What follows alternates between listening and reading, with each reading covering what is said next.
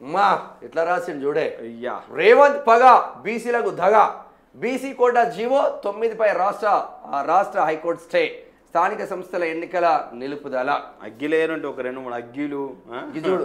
తడిగుడ్డతో గొంతు కోయడం, నమ్మించి నట్టేట నిలువున ముంచడం, ఆశలు రేపి అమాంతం చిదిమేయడం, అదును చూసి అఘాతంలోకి పడదోయడం, పచ్చని కలలపై పగ సాధించడం, వెచ్చని కత్తిని వెన్నులో దించడం. వారే వా! తెలంగాణ సర్కారు చర్యను ఏ పేరుతోనైనా పిలవండి, బీసీలకు చేసిన మోసాన్ని ఏ పదాలతోనైనా కొలవండి, నమ్మి ఓట్లేసిన బీసీ బిడ్డలకు కాంగ్రెస్ దోకా నిజం, నా నడిమిట్ల కాడి పారేసి కోటను కాట గల్పింది నిజం, ఇది నయవంచన. మన సిరాచుక్క రాసినట్టు రోజు సిరాచుక్క రాస్తాం ఇట్లనే.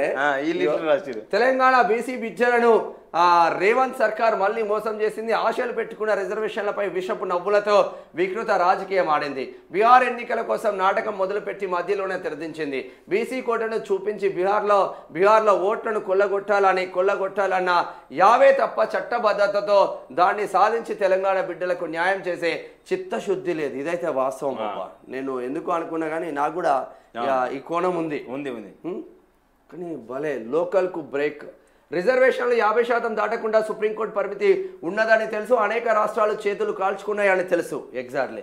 కేంద్రం వద్ద బిల్లు క్లియర్ కాదని తెలుసు. సుప్రీం తన తీర్పునే తానే వ్యతిరేకంగా నిర్ణయం తీసుకోలేదని తెలుసు. అయినా 42% బీసీ బిల్లు పేరుతో రేవంత్ సర్కార్ డ్రామాలాడింది. రాజ్యాంగ సవరణ లేకుండా అసెంబ్లీ నిర్మాణంతో కోట రాదని విపక్షాలు బీసీ విద్యావంతులు మొత్తుకుంటున్నా వినకుండా ఎన్నికల నోటిఫికేషన్ దాకా తెచ్చి చివరికి కోర్టు ముందు చేతులెత్తేసింది. చెల్లని జీవోతో చిల్లర రాజకీయాలకు పాల్పడిందని ఇప్పుడు తేట తెల్లమైంది. నమ్మక ద్రోహానికి విశ్వాసఘాతుకానికి పాల్పడిన రేవంత్ ప్రభుత్వం ఇప్పుడు బీసీలను దగా చేసిన సర్కారుగా సమాజం ముందు నిలబడింది. అవగాహన రాహిత్యంతో అసమర్థ సర్కారుకు తనకు తానే ప్రకటించుకున్నది. అడిగితే జైల్లో పెట్టాలి, ఇది రేవంత్ ఫిలాసఫీ. రాష్ట్రాలకు రిజర్వేషన్ల అధికారం ఇవ్వడం అనేది నేరం, అట్లాంటిది కావాలని అడిగితే జైల్లో పెట్టాలి. ఎన్నో డిబేట్లు పార్లమెంట్ సెంట్రల్ హాల్లో జరిగిన తర్వాత నిర్ధారించినవి ఇవన్నీ. ఏ అధికారం ఎక్కడ ఉండాలనేది నెలల కొద్ది డిబేట్ జరిగిన తర్వాత రచించిన రాజ్యాంగం ఇది. గతంలో టీవీ ఇంటర్వ్యూలో రేవంత్ మరి మధుసూదనాచారి ఏమంటున్నారో చూద్దాం. ఈయనకు బీసీలు అంటే ఎక్కువ ప్రేమ ఉంటుంది. వాస్తవంగా కోర్టులో నిలబడదని తెలిసి మోసం. బీసీ కోటకు రాష్ట్రంలో అన్ని పార్టీలు మద్దతు తెలిపితే ఢిల్లీలో ఉన్న రాహుల్ గాంధీ ఎప్పుడు పట్టించుకోలేదు. వాస్తవం. ఏనాడు పార్లమెంట్లో ప్రస్తావించలేదు. కానీ బీహార్లో బీసీల ఓట్ల కోసం కాంగ్రెస్ దీన్ని వాడుకున్నది. 42% బీసీ కోట అంశం కోర్టులో నిలవదని తెలిసినా ఇంతకాలం మభ్యపెడుతూ వచ్చింది. షెడ్యూల్ 9లో చేర్చితేనే చట్టబద్ధత సాధ్యమని తెలిపినా మోసపూరిత డ్రామాలను రక్తి కట్టించింది అంటున్నారు మధుసూదనాచారి. లోకల్కు బ్రేక్ పడ్డది.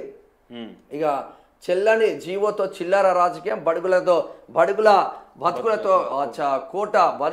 బతుకులతో కోట చెలగాటం. న్యాయ సమీక్షకు నిలబడదని తెలిసి 42% రిజర్వేషన్పై కాంగ్రెస్ సర్కార్ ఆట అభ్యంతరాలను పట్టించుకోకుండా 22 నెలలుగా డ్రామా రాజకీయ లబ్ధిపైనే దృష్టి. ఇప్పటికే ప్రభుత్వ నామినేటెడ్ పదవుల్లో బీసీలకు ధోకా, ఇప్పుడు కోట పైన మోసం. చట్టబద్ధతపై చిత్తశుద్ధి. కాంగ్రెస్ తీరును మొదటి నుంచి తప్పు పడుతున్నది బీఆర్ఎస్. కులగణన నుంచే గాడి తప్పిందన్న బీసీ సంఘాలు. డెడికేషన్ కమిషన్, ఆర్డినెన్స్, జీవో అన్నింట హై డ్రామా. కాంగ్రెస్ తీరుపై బీసీల ఆగ్రహం, పనిచోట్ల నిరసనలు. ఈ వాడైతే రాయకండి. కులగణన, ఏ కులం ఎంతమంది ఉన్నారనే సమగ్ర కుటుంబ సర్వే చేసినావు. ఏం బీకినవా కేసీఆర్ ను? అది నువ్వు బయట పెట్టి ఒక ఆమోద ముద్ర ఇస్తేవాడన్నా మార్చునానే? నీకు ఒక చరిత్రలో నిలబడేవాడివి కదా. తెలంగాణ తల్లి విగ్రహం పెడితేవి, దానికి రాజముద్ర అయిపోతేవి. మళ్ళా రేవంత్ రెడ్డి మార్చే ఏం లాభం? కానీ జర్నలిజం విలువలేందో నాకు నమస్తే తెలంగాణలో ఈరోజు ఒక్కరోజు అర్థమైంది. ఇప్పుడు ఇక మేము సిరాచుక్క మా వాళ్ళకి ఇట్లనే రాస్తారు. గుద్దినాటు మొత్తం పెన్ను వాడితే గుద్దినాటే రాస్తారు.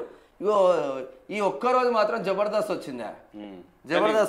ఫోటో ఎత్త అయిపోతుండే రేవంత్ రెడ్డిది, గట్టి ఇట్లా ఫైర్ అయినట్టు మాడిపోయింది వేసిండు ఫోటో. ఇక ఇది కథ. ఇక